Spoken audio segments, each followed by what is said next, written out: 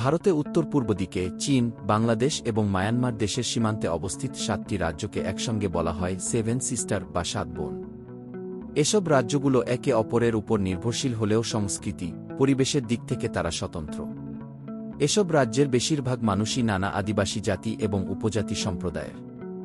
এই 7টি রাজ্য বা সেভেন সিস্টার্সের মধ্যে রয়েছে অরুণাচল প্রদেশ, আসাম, মণিপুর, মেঘালয়, মিজোরাম, নাগাল্যান্ড এবং ত্রিপুরা।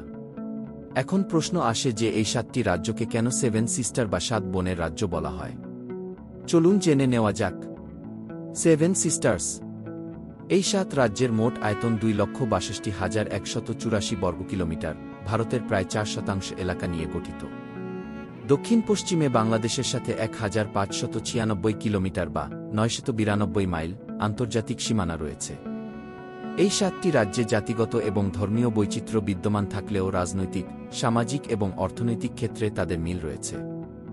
ভূরাজনৈতিকভাবে এদের অবস্থান, প্রাকৃতিক সম্পদ এবং বৈচিত্র্যময় সামাজিক কাঠামোর কারণে সারা বিশ্বে অতুলনীয়। আসলে এই 7টি রাজ্য একে অপরের উপর নির্ভরশীল এবং একই সময়ে এই রাজ্যগুলি সামাজিক, রাজনৈতিক এবং অর্থনৈতিক অবস্থাও একই বলে মনে করা হয়, তাই এই সমস্ত রাজ্যগুলিকে একত্রে সেভেন সিস্টার বলা হয়েছে। ত্রিপুরার সাংবাদিক জ্যোতি প্রসাদ সাইকিয়া সর্বপ্রথম রাজ্যগুলোকে একত্রে সেভেন সিস্টার্স নামে উল্লেখ করেন। 1972 সালে এই 7 রাজ্যকে সেভেন সিস্টার্সের মর্যাদা দেওয়া হয়। আসামের মাধ্যমে রাজ্যগুলো ভারতের মূল ভূখণ্ডের সঙ্গে যুক্ত হয়েছে। আগে এসব রাজ্য ভারতের অন্তর্ভুক্ত ছিল না। স্থানীয় আদিবাসী রাজারা দীর্ঘদিন এসব অঞ্চল শাসন করেন।